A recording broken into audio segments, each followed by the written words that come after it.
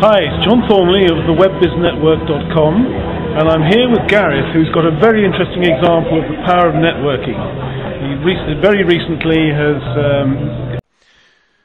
This is John Thornely of the webbiznetwork.com, and I'm on the line with Gareth Davies, I met at the Property Investor Network with Simon Zucchi last weekend, and he had a fascinating story to tell about the power of networking. Gareth, I'll ask you to tell us the story and how networking worked for you. Over to you. Yeah, okay, John. Good to speak to you again.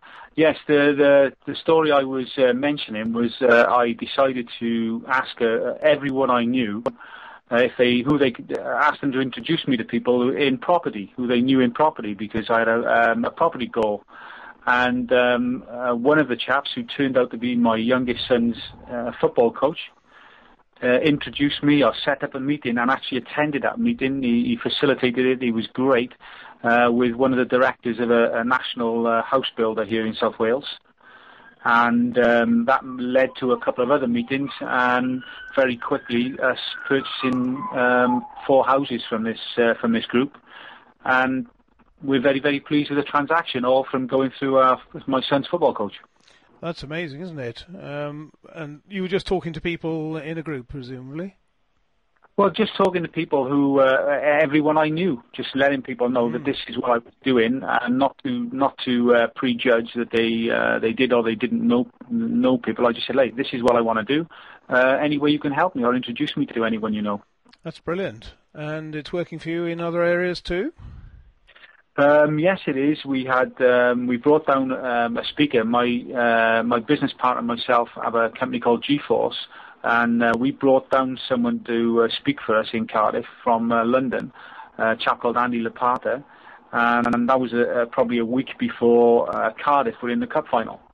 And Andy said, "Do you like football?" We got talking about it. I said, "Yeah, I love it, and great Cardiff City supporter, but I haven't been able to get tickets for the cup final.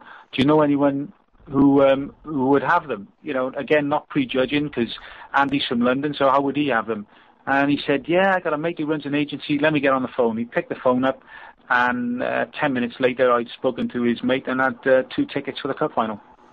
That's brilliant, isn't it? And that's just the power of networking. Just telling people what you're trying to do.